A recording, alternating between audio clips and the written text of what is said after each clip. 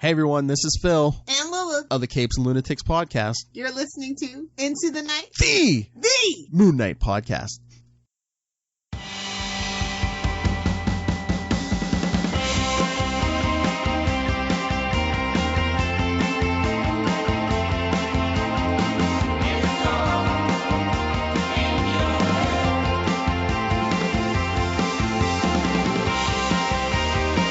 Yes, welcome back, Looney listeners. You are listening to Into the Night, the Moon Knight podcast. This is episode 263, and you are with your Hyperseconchu Ray. G'day. And the Aussie flavour continues because with this waning crescent up in the moon, up in the night sky, it is a LUNAR-PICK classic run review. And we'll be looking at Moon Knight 26 by Doug Moench and Bill Sienkiewicz. And returning to the show is none other than Andrew. Why not? Sure. Hello, Andrew. Why not, indeed. Andrew, for those of you that haven't heard, he was on earlier in the week on the Idle Chat, just kind of doing a recap on all the glorious Moon Knight stuff that we've been blessed with. Praise Khonshu, TV show, comic books, merchandise, toys. It's all there. Have a listen if you haven't already. A big thank you to our sponsors, of course, all our patroonies. A huge thank you to each and every one of you. It really does help the show. Looking forward to improving the show with maybe some, new bells and whistles, new platforms, things to do. We've already included our live streaming, which will happen every new comic book review. So, always up for something new. Try to shake it up a bit.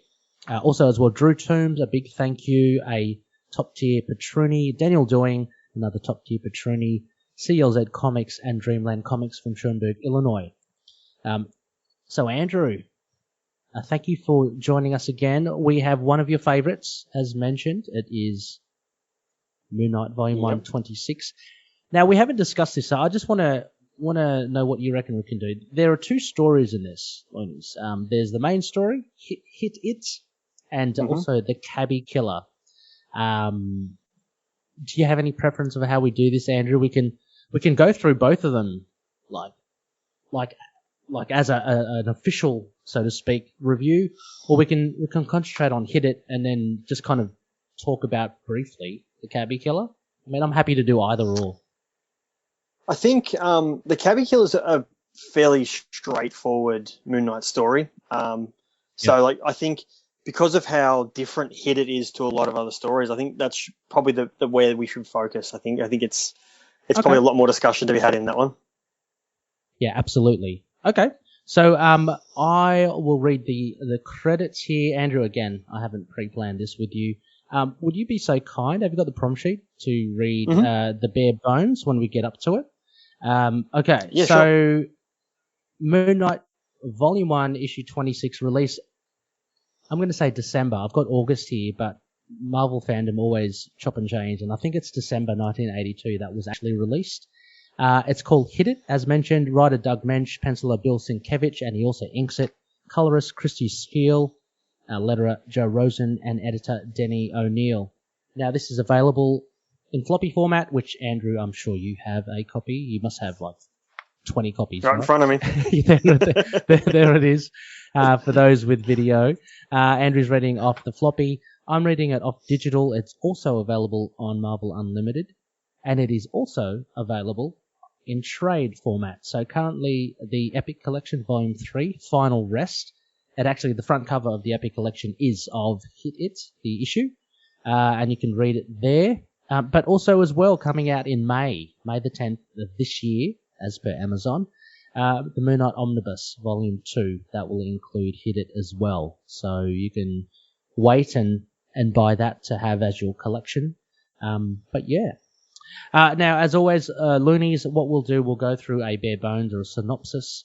This one erroneously says there, Andrew, comic vine, it isn't.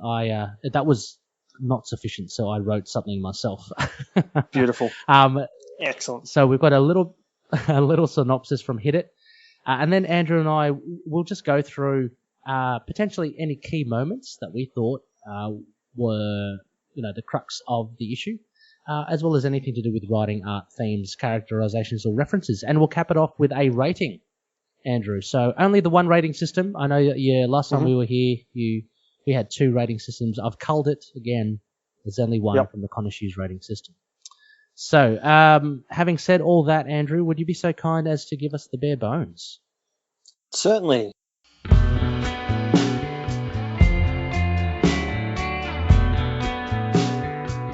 So, an unnamed man reads some disturbing news in the obituaries and begins a path of terror to the funeral parlour. Anyone and everyone in his way is battered, bruised and bleeding, and the violence doesn't end even at the destination. The man beats on the priest there who is giving a service for the recently deceased. It is revealed to be the man's father, a father who piled abuse on the man all throughout his life. It's breaking point, and the man can't help but feel cheated.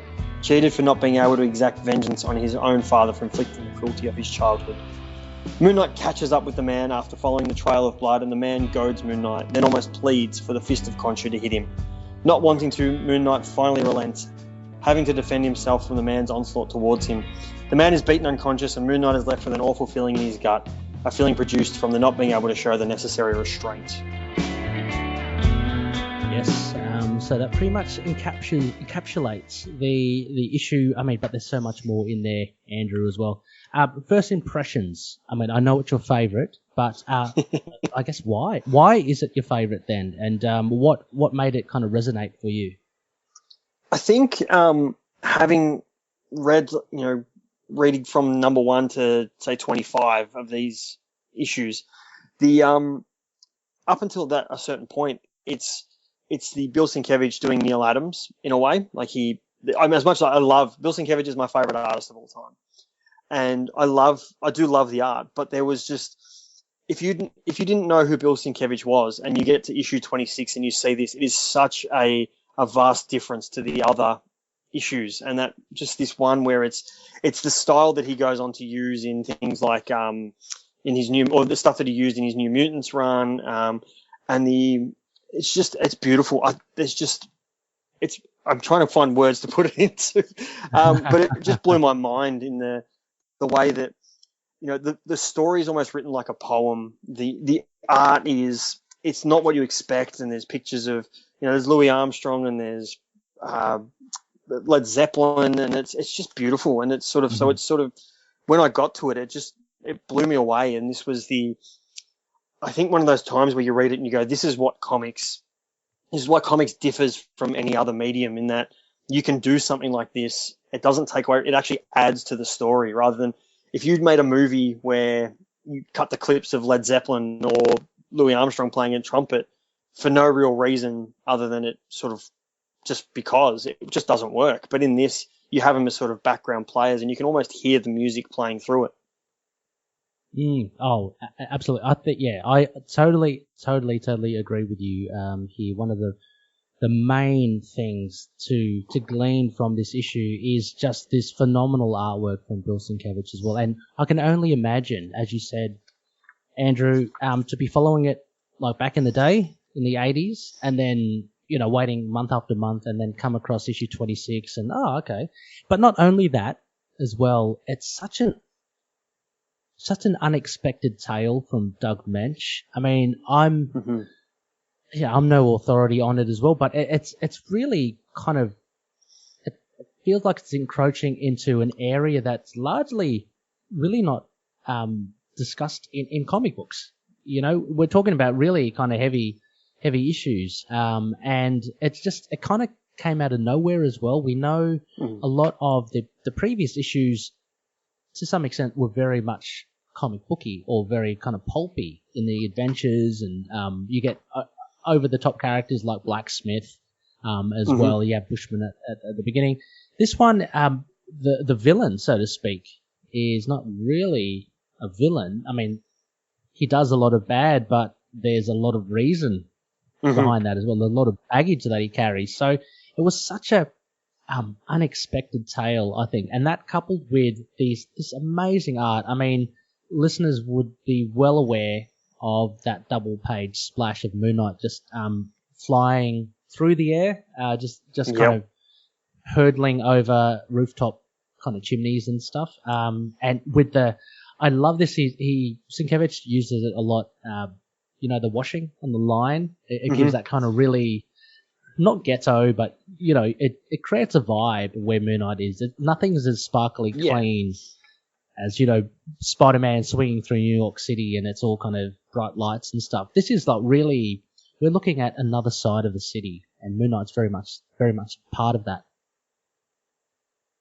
Yeah, it's the grittiness, it's the street level, it's we always talk about Moonlight as a street level character, and this is showing that, he fights for the little guy, the poorer side of New York, where you have, the upper class in one point, and then you get to this point where it's the, like you said, not the slums, but it's the, it's what you think of when you think of some of the old, like West Side Story and things like that, the old back alleys of New York, and you can, you picture the washing, and you can have the smells of the cooking, and it all sort of comes across as you're almost living in these pages the way Sienkiewicz draws them. Yeah, I mean, as well, testament to, I'm just looking, of course, Christie Scheele as well, Colorist. I mean, that plays a part as well, and she does add that kind of vibe to Sienkiewicz's inks, and I think, like, it's his inks. Sienkiewicz's inks are just fantastic. You mentioned in our idle chat previously about Cappuccio and that sketchiness and, the line work.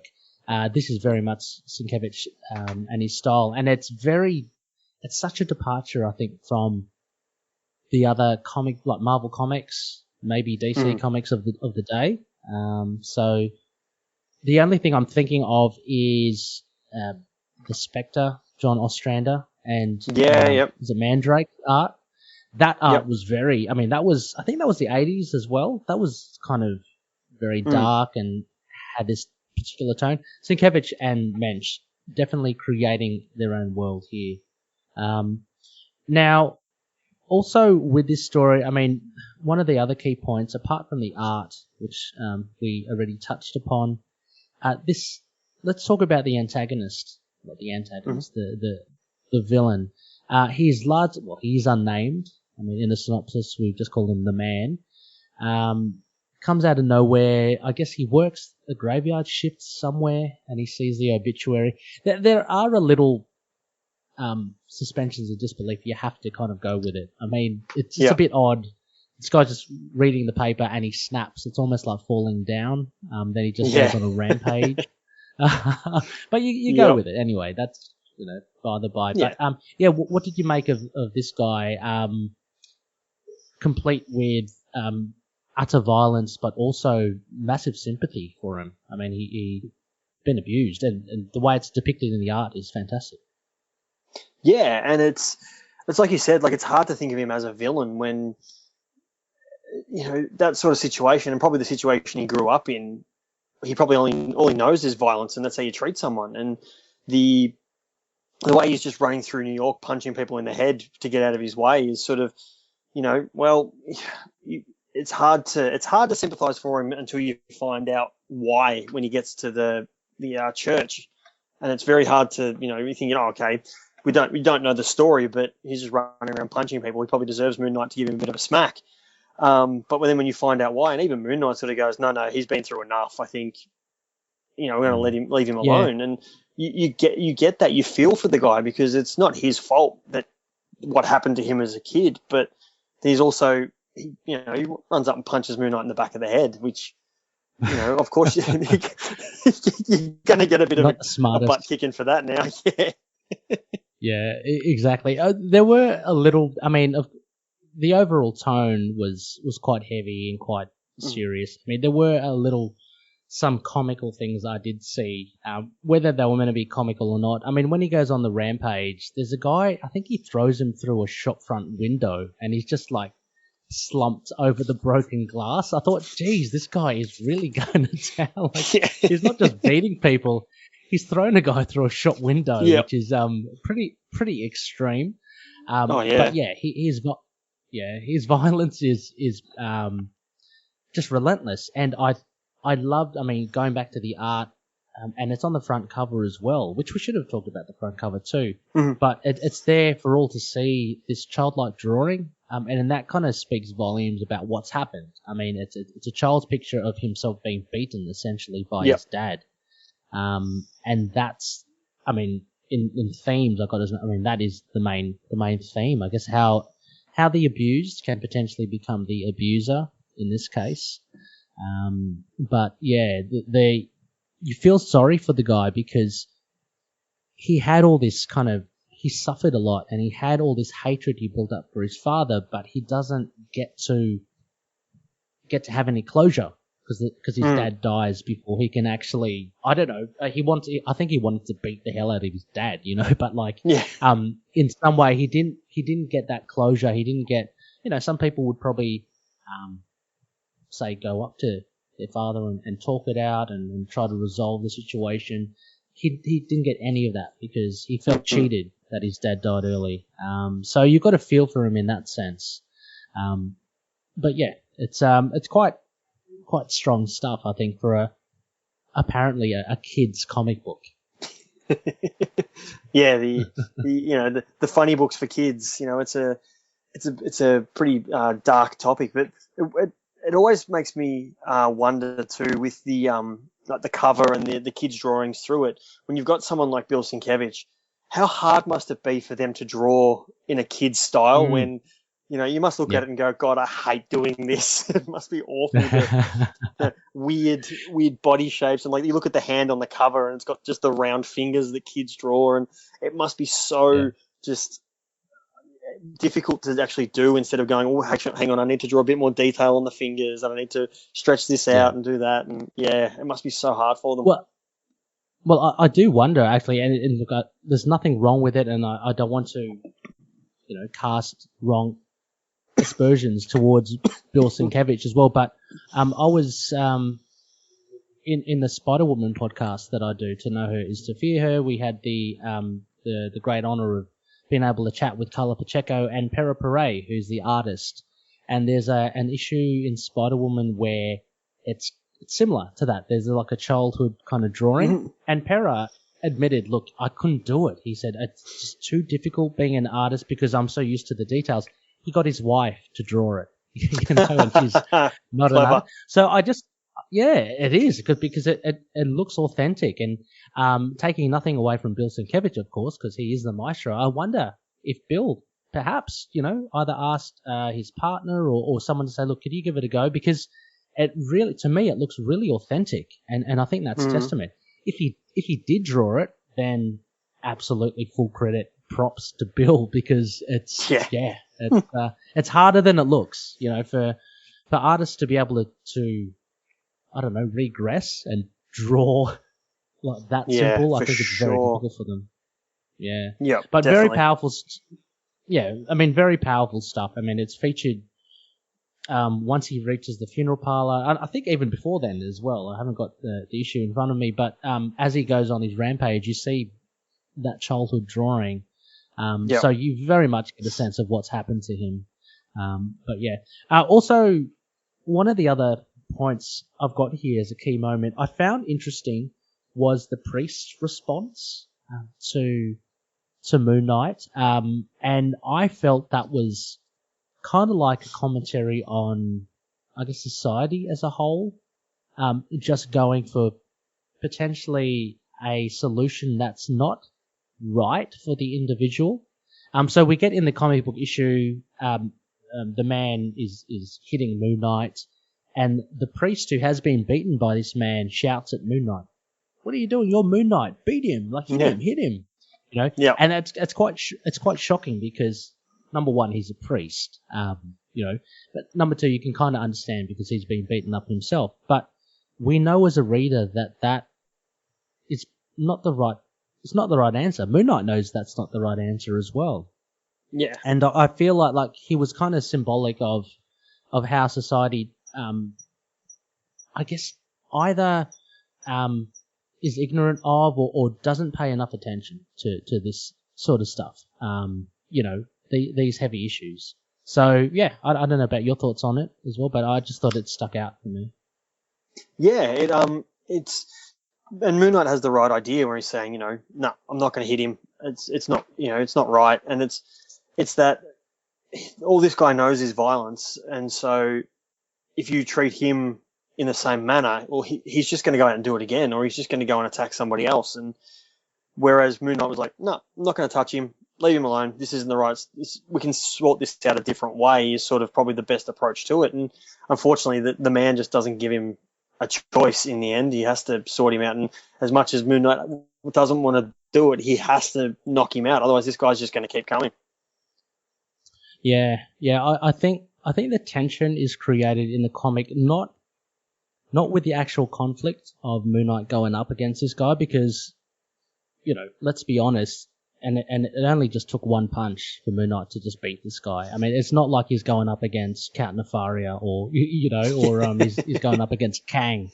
It's a normal guy. So I think that the tension doesn't arise from that, but it does arise from what do you do in this situation? And again, the subject matter is quite uncomfortable. I mean, Moon Knight is quite uncomfortable with it as well, because all he knows, well, not all he knows, but Moon Knight is a weapon. He's built to fight and stuff. So he's put into this predicament. And as you say, he does try to do the right thing, and he unfortunately resorts to violence to end it because there's no other way to it.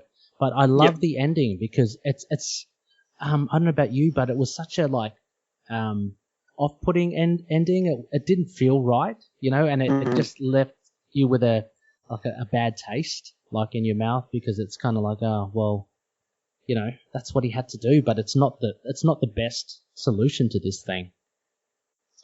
Yeah, I think the dark subject matter, I think if you'd ended it on a happy ending, I don't think the story would have had as much of an impact as it does.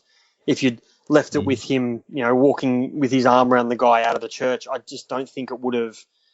It doesn't show that sometimes there is no solution for people like this. There's no helping someone at this point. We can get him help later, but at this point, we don't have a choice. Moon Knight doesn't have a choice he has to knock the guy out. So, and it breaks Moon Knight's heart to do it too. The way he walks off at the end, he's sort of like, I didn't want to do this. This isn't who I am. I don't want to be like this as well. And I'm sure he sees some similarities in himself as well at certain points in his life. Yeah, true. The added complexity also, I just got reminded with another one of the points I see here in the prompt sheet. The guy also says, he actually begs Moon Knight to actually hit him. We're going a deep dive here, Andrew. We're getting right into the psychology of things. That again adds another layer to the guy and the tragedy of the guy, because that's all he knows. So that explains why he's doing what he does, but there's almost a gratification for actually getting hit. And you can go into, that, Psych 101 or whatever about being comfortable. Yeah, I mean, it's a terrible subject matter, but yeah, being comfortable, like being beaten up by your father or whoever, and just getting used to that. And it reminded me totally different, but it reminded me of, the soldiers that come home after a war and they still sleep on the ground or whatever because they just can't get used to society. Yeah. And this is kind of similar. I mean, that's all he knows, and it's a sad thing that he actually gets some sort of peace out of getting hit. Again, Moench does that with a great economy of dialogue. I mean, he only utters that once, but you kind of get the whole sense of it. So, again, the writing is I think superb, very lyrical, as you say. I mean, we didn't even talk about the beginning, where there was that flurry of hit-its. The opening, which I thought was, quite a neat little gimmick as well. But you have all these different hit-it kind of, what am I saying? All these different meanings to the term hit-it as well. So interesting from Moench. Yeah, and showing that there's the baseball, there's the we got to leave, let's hit it, or the music saying hit it, and we start the music, and it just it's such a. Like I said at the start, there's just something about this is when people talk about, if someone said to you, what I know comics from, I read Archie comics or I read this, and so, show me how the comic medium, show me how they can do something different. This would be something I'd show them, and just to say, look, when you're reading up until the point where the man leaves his work, it's almost like a poem, the way reads, and it flows, and even the dialogue flows like music, and the art is in different spots, but it's not like a splash page where, okay, I've read to here, I'm not sure where I need to read to next. Everything just sort of flows, and it has like a musical, like when people draw music in comics and it has a bit of a wave to it. It just feels like that, and it just feels so lyrical, and it just plays so well. Yeah, I mean, that's one of the descriptions I've given to Moench's writing time and time again throughout this podcast, like a lyrical, poetic quality to it. So I'm just going to have a look. I'm just looking at the first page now. Again, like, the art is just crazy. Sienkiewicz loves using, I think it's almost like dripping ink and splashes. I don't know what the effect is of that, but he uses that to great effect. I mean, he's done that since issue 1, but the layouts that he does here, just by adding in these musicians, you've got the drummer with this kinetic use of his drumsticks. And look, I'm just going to read the first few bits of this because it's just really cool. So the comic opens up with, first there is black, then there is light and all the colors of jazz, and there is sound in these colors. A wailing trumpet drips cool violet, threaded with smoke. Heavy blue lumbers from the bass, while the clarinet tempts and tantalizes in hot pink counterpoint. So he's fusing kind of the senses there as well. Adding color. There's an actual condition called synesthesia, where people who listen to music actually see colors. Some of the classical composers had this as well. I know Russian composer Rimsky-Korsakov saw like an aqua blue with the key of D major. It was very kind of cool. So we get a little bit of this telling from Moench, and as a reader, you can kind of visualize that in your mind's eye, but also on the page, of course. Scheele has added these colors for you. Then it goes, obviously, the drum beats blood red. And then there are just some, as you mentioned, baseball, hit it. All right, that's the finish, hit it. And there's a lady there, don't fiddle with it, Edna, hit it. Talking about the radio, trying to get that to work. And some demolition guys. All right, Lenny, the area's cleared, hit it. Double meanings sometimes multiply, but even as a trumpet screams through the night, the drum still beats blood red. My God, that's ominous, Andrew. Oh yeah, it's amazing, and having that red moon in that last panel on there too. It feels like an old film noir as well. The way it's written and the way you could hear that as a voiceover as you travel through a town like that with the jazz playing. You can just hear it. It's a cinematic issue too. It works so well. I get those 50s noir feels about it as well. The old detective movies, and like I said, it blows my mind how good this one actually is. It just, it's in the middle of a run too. It comes out of nowhere, and it blows you away. Yeah, and it's one of those things as well. I mean, there's also always talk with loonies about, the rogues gallery of Moon Knight, and how there should be more or whatever. There are a lot of gems that Moench does like this, where there isn't like a villain. It's just like a one-off. And this guy, and he's like, if there was a hierarchy of villains or supervillains, like he's at the totally bottom of it. Yeah. Like, he's not even, like, he's not a megalomaniac. He's nothing like that. He's just really a confused guy. But Moench does like these sorts of villains. Like, they're not over the top. They're just, even like, Midnight Man from the beginning, the early issues. There's nothing really much to him. He's got a cape and he steals stuff. He steals art. He's not flashy at all. So I think that's what Moench does best. When he tries to start, I'm saying that as well, but I've got this issue in my mind, but it's not even Moench writing it, so that actually nullifies it. I was about to say Blacksmith. He was a pretty, let's face it, he was a bit of crappy villain, but that wasn't even him. But yeah, no, it just the writing is fantastic. So I don't know, any other final thoughts on Hit It? Andrew?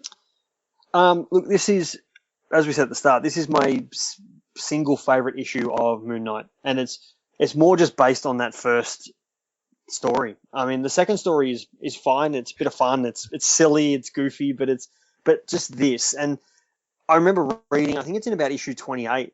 There's a letter in it from Doug and Bill, and it's saying that 28 would be Bill's last issue on the comic because he did 26 and said, "That's it. I can't top myself on this book. I've done what I need to do. Wow. So I'm out." Like, he sort of, got out while he was on top, and it's sort of this just, you can see why. Like, he's done something like this. I'd love to know how well it was received back then. I'd love to go back and see people picking it up at the newsstand, whether they hated it or whether it was absolutely loved. Like, it's hard to tell now because there's not, again, with Moon Knight, he's not a Spider-Man, but there's just something about this issue that I think would have polarized a lot of fans back then. Yeah. Yeah, I think so as well. You're right. I think as much as I loathe to think of it, I mean, because I love this issue as well, but I think there would be some readers out there that probably wouldn't really like it as well. Like, it would be polarizing because it is so different, and if you really do or expect the standard comic book fare, you're not going to get it in this one. You're not going to get a big showdown. You're not going to get flashy effects and flashy gadgets. Moon Knight doesn't even take out his truncheon or crescent darts in this. He does in the backup story, but it's just such a different tale. So yeah, I mean, out of the con issue rating system, Andrew. Let me have a look at it. Where are we? Yes. I think because it's my favorite issue, it has to be. It has to be a 10. Am I looking at the right spot here? You are. Yep. Yeah. It has to be a 10. Yep. The big fuck off Moon. So yep. Andrew's given it the full caliber. There you go, 10 out of 10. Rightly so. I mean, that's great. We'll get to the backup story as well because it does make up a part of the issue, of course. But 10 out of 10 for Hit It. Fantastic. Oh, look, I gave it a solid 8 out of 10. I really did enjoy it. I think I gave 8 out of 10 for issue 26 as a whole. So, that's taking into account the Cabbie driver as well. But this is the art for me. It steals the show. But you can't discount Moench's writing in it. It just really, really well done for something that is basically a very simple premise. I mean, the guy goes down the street, beats up people, ends up at a funeral. Parlour, Moon Knight beats him. And that's it. It's pretty much it, isn't it? But there's so much that goes on, and there's so much that's underlying. So there you go, Loonies. That is Hit It, the first story. Now, Cabbie Killer, Andrew, as well. Look, we don't have to go through a synopsis. It is there. I can put it in the show notes if people want to read it.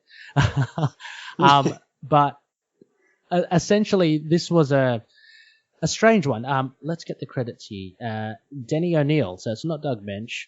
And then we have Keith Pollard on pencils and inks. Christie Scheele again, letterer Janice, Chiang, and an editor, Denny O'Neil. So he helms it as well as writes it. Essentially, Andrew, are you able to summarize in a couple of sentences what this is about? Or yeah, it starts with someone blowing up a cab with a rocket launcher, and Moon Knight finds out that someone is targeting cabs for some reason. He goes to a very strange card game in the middle of a crypt, and finds out the information he needs that someone, it was, what do they put in there? It's some kind of tape, and then this Commodore Planet guy, which is, I think the thing with this story, so he takes out the villain, and, he lives to fight another day. And I think the thing that made me laugh about this, though, is that there's the start of it where a dog runs out in front of the cab and he stops, and so the rocket hits another car. And then also when he's at the crypt, Crowley just happens to be there as well, which wasn't set up. There's a lot of luck involved in this issue, in this story. Oh, I mean, the dog, totally, yeah, but Crawley is one of the main things that I really did dig about this issue, because Mark mentions that Crawley was the one that tipped him off to this poker game in the cemetery. So Crawley is acting as hired help for these goons. Number one, I don't know why you'd employ a raggedy, wiry guy, beset with flies as your muscle. I mean, he's hardly muscle. But anyway, I actually thought that was quite nifty, actually having Crawley there, because I was like, oh yeah, that makes sense, because Crawley tipped Mark, because I found it a bit weird that Mark, oh yeah, there's a poker game in the cemetery. Yeah. I know about this. Yeah. But I think that's where the writing could have kicked in. A bit of maybe just a phone call, a panel with a phone call of Crawley saying, hey, there's this poker game if you need info, just something like that, because it was just, when you're reading it, you sort of go, oh, that's convenient. He's already there. Yeah. I do love the fact that Mark doesn't want to blow Crawley's cover. It's kind of that tropey thing, and says, what do I do if I don't get Crawley? They'll kind of be suspicious of him, and he can't shoot me. But Crawley ends up shooting wide of the Mark, and Mark basically punches his lights out, but just checks his breathing. So, of course. Yeah. I always said when I knock my friends out too. Yeah. And then after knocking them out, he says in a thought bubble, I owe you one, Crawley. It's like, you do. I mean, big time. Punch him out. But this was such a contrast to Hit It, actually, because you get this over the top OTT villain in Commodore Planet. Is almost a kingpin like guy dressed up as a Commodore, like complete with shoulder. Looks like he's off the Love Boat. Yeah, exactly. When I first read this like ages ago, I was actually going, this guy's cool. Like I want to see more of Commodore Planet. But reading it again, he's really a bit of a nothing villain. His modus operandi of, look, the cassette has got to be in one of the cabs. I'm just going to blow up all the cabs in New York City. It's pretty out there. And with a bazooka, Yeah, of course. Of all things. He could have been a little bit more stealthy. He could have planted bombs, but hey, no, let's get the bazooka happening. Yeah, of course. But yeah, I don't know. What did you make of Commodore Planet? He actually had superpowers as well.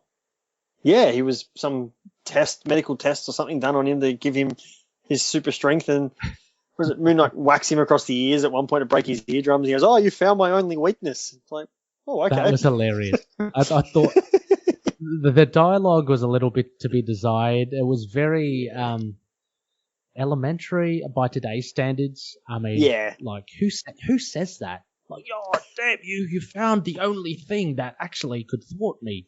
It was a bit mustache twirling. That's what I'm thinking of. Yeah. But it's an interesting premise. I mean, it's a great way to introduce Jake Lockley. I mean, he almost died, as you said. If it wasn't for that dog, MVP dog. Yeah, exactly. If the dog wasn't there, he'd be dead.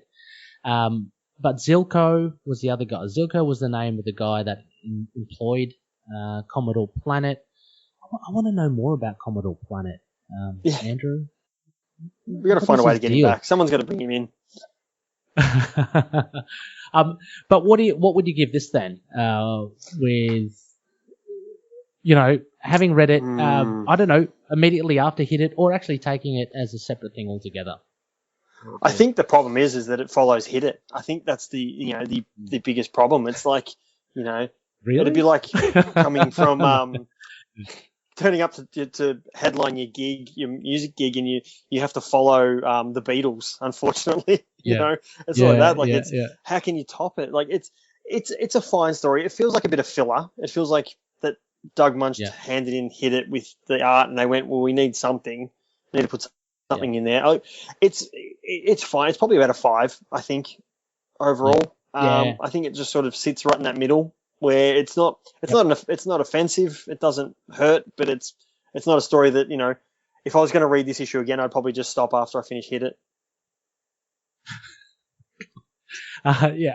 For sure. I mean, look, exactly. It's not offensive. That's the main thing.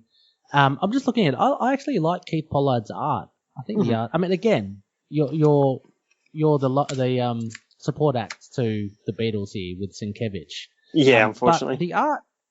But the art is great. I mean, look, it's good. It's really, I think the amount of detail. It's very. I wouldn't say house. It's almost got like there's a little bit of an underground vibe to it. Art-wise, I don't know. In some instances, just the way that it's inked. I'm looking at the second page where the bazooka blows up the car next to the cab. It just has a different little vibe to it. Moon Knight is drawn, I think, very well. We see the moon copter, a bit dodgy. But Moon Knight, I think Moon Knight's inked really well. I mean, because, again, Christie Scheele as well, but black, white, and he's got the blue kind of highlights. Makes him look really cool. I think the only funny panel is the when Mark's getting out of the pool and he looks like he's wearing one of Marlena's bathing suits instead of proper Speedo. I think it's wedged up the crack there. Must have maybe a size too small for Mark. Who knows? Interesting call out as well. I mean, if we talk about the early days of DID / multiple personality back in the day. So Jake actively turns into Stephen here. So again, we get more of a sense that it's just role play that Mark Spector is putting on rather than an actual mental illness. So it's really one of the fluffy areas, I think, in the Moench run because they jump between one or the other. Or Marlene calls Mark when she's angry at him, you schizo, that sort of stuff. Which doesn't go too well by today's standards. But I think this whole thing about actually one of the loonies mentioned in our group, they did ask genuinely. When, and maybe you can answer it, Andrew, when was the DID introduced in Moon Knight? I'm trying to think because it's heavily in the Houston run, especially around sort of Civil War, around those sorts of times. They talk about it a lot there. Mm-hmm. I think that's probably the first time they actually really talked about it. I mean, I'm sure they always called it split personality back in these runs and the Fist of Khonshu one, but as we got to learn with psychology that's not actually a thing. It's more the dissociative identity disorder. And I think it's more when they gave it a name was around the Houston run. When he's sort of around there. Well, spot on. I mean, that's where I placed it as well. We were kind of talking about it in the group as to when, but there were certain implications, but I think the actual DID, the terminology was used in the Houston run first and foremost. Which is amazing. You think about it. 2006 was the first time that Moon Knight had this thing, but he's known now for being a superhero with this condition. And it's not until we're well into the 2000s that's really kind of fleshed out. Interesting to see it back in the day here in 1982. One of the other funny things here, I'm looking through the issue. Was when Zilko tries to get away from Moon Knight and goes into the cab, which Mark has strategically put out the front, and Moon Knight is driving the cab. Yeah, perfect. Perfect. I don't know how he got there before Zilko, but he managed to sneak in and into the driver's seat. I thought anytime you see a superhero behind the wheel, it just looks funny because they're in costume. Yep. I guess unless there's anything further to add, Andrew, I mean, we could wrap that one up. Yeah, I think it's just like we said. It's a hard act to follow when you follow the first story, but anywhere else, I think this would be a fine story. I think it's just because of where it's placed, it just suffers from that, unfortunately. Yeah. And just to cap this off, one of, I think, my probably favourite panel of this whole issue, it is on the second last page. It's when Commodore Planet has Moon Knight in kind of like a headlock, and he says, Yep. I can crush your skull like an eggshell. I don't know. I just love the inking from it. It's so much depth to it. So again, bring back Commodore Planet. Maybe we'll see Commodore Planet in the Disney Plus series. Andrew, what do you think? Fantastic. And then he can fight Captain Planet. It's going to work out really well. Absolutely. Well, there you go, Loonies. That pretty much wraps up our discussion, our LUNAR-PICK review. And I'm sorry, I forgot to mention that, and Andrew, you asked before we decided to jump into this issue, if it had been done before. It hadn't officially been done. I always thought that we had done it, but we had actually covered it on an Isle of Ra back in episode 105. So this issue was actually Noel Tate's, one of his Desert Island books. So one of the 4 books you take to the Desert Island, if out of all the comics in your whole collection that you could ever take, this was one of them. So yeah, we kind of briefly talked about it then, but you can find out more about it, more thoughts on it in episode 105. But but thank you so much, Andrew, for covering this issue and no Cabbie worries Killer.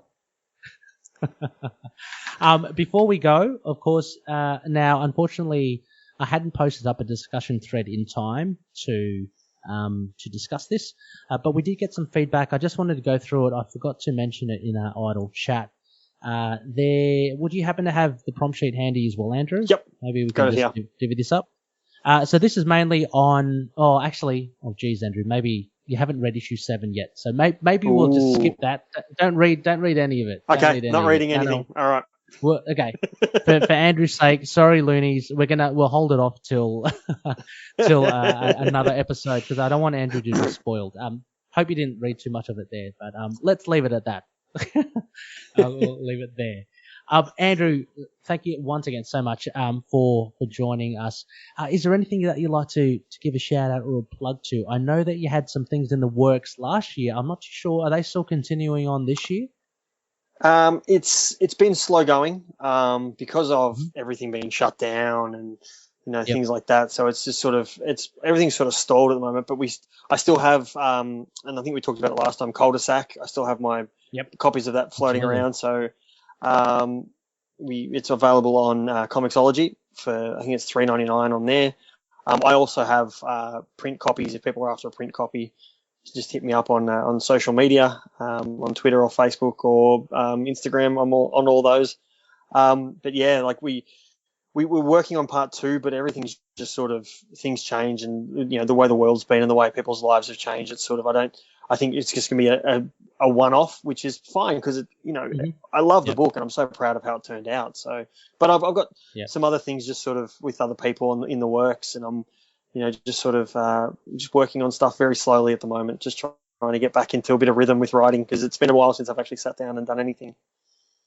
Yeah, it's something that I guess you've got to set some time aside for, and you're right, with all these distractions going on with the world. But Looney listeners, I urge you to check out Cul-de-sac as well. It is absolutely terrifying, in the best sense of the word.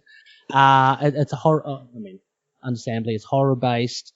It's set in, if you're unfamiliar with Australia, it's set in a really nice kind of like suburban kind of setting, but it just, that adds just the creepiness of it all. Absolutely worth it. Go check it out. Even if you can't reach out to Andrew, just drop a line, let me know, and I'll try to get you kind of sorted. Otherwise, as Andrew said, it's on Comixology. Definitely just check it out. It's really cool. Hopefully, it's slow going, Andrew, but hopefully there'll be more. If not, it's a great one-off as well. So it's an anthology too. So talking about anthologies, I love it. So so go check it out. Well, were you also? Apologies, like were you were also on a horror podcast as well? Yeah, we did a so during what was it 20 2020, I did I watched 61 horror movies from the start of September to the end of October. And we're talking to some friends of mine. We decided to do, in 2021, we did 31 days of horror.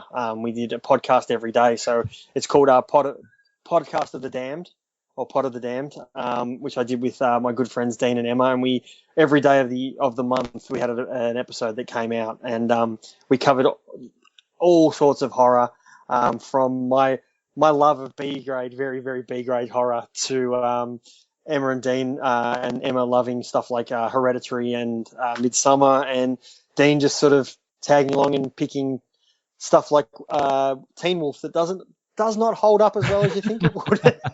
Oh, really? Oh, I love that film. Yeah, Oh, no, yeah. I was extremely disappointed about how badly that didn't hold up. I was Yeah. But we had a blast with it, and we did an episode. It's one of those things that I think we've done it now, and I don't think we'd do 31 again because it was a lot of work.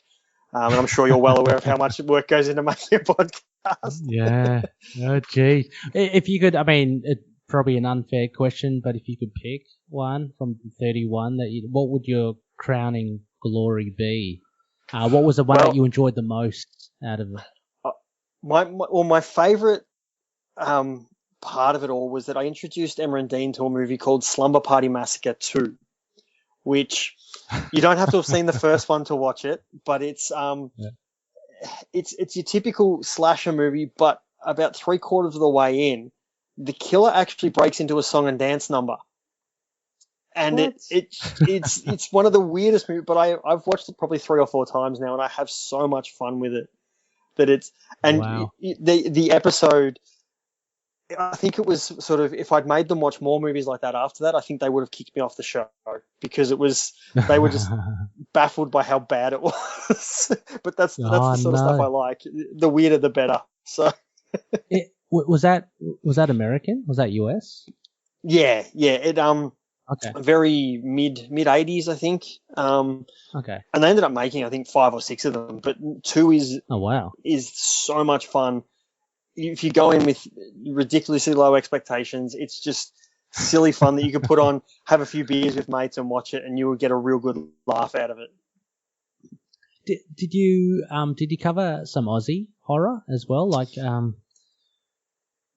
it the Undead? I can't remember it. It's a farmer. The Spearig Brothers film. Yeah, that one's really. I do like that one. The actual the first 2 episodes we did. So we did 2 episodes of sort of like an introduction of why we love horror and talking about horror in our in our lives. But the first 2 proper themed episodes were about Aussie horror, and we talked about stuff like Picnic at Hanging Rock, Body Melt, which is this really gross B-grade Australian horror movie. We talked about a bunch of stuff like that. So we still thought, we're an Australian podcast. We thought we'd better start with the Aussie side of it, and we just went from there. And we covered a lot of the big stuff, but there's also stuff that we tried to go a little bit more obscure too, off the beaten track. Yeah, right. There's one horror thing. I think I saw when I was really young. It kind of scarred me for a bit. I don't know. It was called Frenchman's Farm. Did you ever watch that? No. Okay. But I'm going to look it up now. I want to know about it. I can't remember too much of it, but it was, it just scared the hell out of me as well. Picnic at Hanging Rock is quite a sophisticated selection for horror, isn't it? I mean, that's a gothic horror kind of. Yeah, and it's one of those ones where I know it's a bit controversial for us because we were sort of bored by it. It's a really long and dragging film, and it's it was one of those picks where we sort of went afterwards like, ooh, I don't even know how much of a horror movie that was. It's creepy in its own way. It does have creepy moments, but it was just sort of it just drags a lot, and we probably ripped into it a bit too much on the show, unfortunately. It's been ages since I watched it, but it's meant to be one of the Aussie classics, right? I mean, it's beautifully shot and all that. And it's so there you go, listeners. You can one spectrum Picnic at Hanging Rock, the other spectrum Teen Wolf. Andrew covers it all with but no, a huge thank you, Andrew. Links in the show notes. Those episodes are still up, right? I'm pretty keen actually to check them out. Okay. Yeah, cool. we are still talking about doing more episodes, but probably more on like a monthly, once a month sort of basis. But we're just sort of trying to find the time at the moment, because 31 was a lot. Like it took us almost the whole year, or we started planning in sort of December the year before, and we'd get together when we could to record. So it was a lot of work that the other guys did most of it, while I just sort of turned up and talked. Oh, yeah, you bring in the flavour, so that's good. So again, yeah, listeners, check it all out in the show notes. It will all be there. And again, check out Cul-de-sac. Seriously, it's really good. Once again, a big thank you to our patronies. You'll see them in the show notes as well, listed as co-producers and executive producers on the show. They're growing, so a huge thank you to Daniel, Drew, Justin, Derek, Kyle, Frank, Wayne, Jordan, Josh, James, Anthony, Russell, Michael, Mario, and Gavin. A huge thank you to each and every one of you. As I mentioned, go check out patreon.com/ITK Moon Knight. Not you guys, because you're already there, but everyone else, if you want to pick out some sort of incentives, bonus material, the video of this episode, Andrew, and our Idle Chat will be released there as well. So if you want to see Andrew's handsome face and my mug, go check it out. Also, a big thank you to our sponsors, CLZ Comics at collectors.com, comic database. It's fantastic. They also do it for movies, for music, all your music collections or book collections, any sort of collection, for a very small amount per month or year. It's really good. Fringe Night by Daniel Doing. If you check out his Patreon page, patreon.com/Fringe Night 27, you can check out all his creator-owned superhero comics. That's an original indie comic based on Erie, Pennsylvania's very own mysterious superhero. Also with Drew Toombs, he's got some fantastic music. I've got to feature more of it on the show. Toombs on SoundCloud or Lurk Music on Bandcamp. So that is soundcloud.com/Toombs with a Z and Lurk Music with a CK.bandcamp.com. And finally, Dreamland Comics. If you use the code MOON, you'll get 20% off their online store. Go get your back issues. Get issue 26. Have a read of Cabbie Killer. Finally, we are part of the collective. Go check out all these great shows. I'm going to throw them out there. We are Venom Maniacs, a Venom podcast. Signal of Doom, a big congratulations. They've reached the 250th episode. A big congrats there to you, Dave and Richard. But also Ghost Spider Groupies doing great work all about Spider-Gwen. Finally, you can contact us on email, feedback at ITK Moon Knight. We've got a website now, itkmoonnight.com, thanks to the patronies. We're also on Facebook, Twitter, Instagram, YouTube, Discord, Get Vocal, and Podchaser. Incidentally, if you can write a review on Podchaser or on Apple Podcasts, that would be really great. Or on Google Podcasts, I think you can do that. Or on Spotify, anywhere. It would really just help spread the love for Moon Knight around. Hopefully others will get to see the show too. Once again, Andrew, a huge thank you. Love to have you back on again. So look, we had you on for the Moon Knight Shang-Chi annual special. That was cool. Yep. And then we had you for Hit It 26. So we're getting a good variety. Love to have you back for another issue if you can. I'll have to find something more obscure then. Until then, loony listeners, as always, may Khonshu watch over the denizens of the night. Catch you later.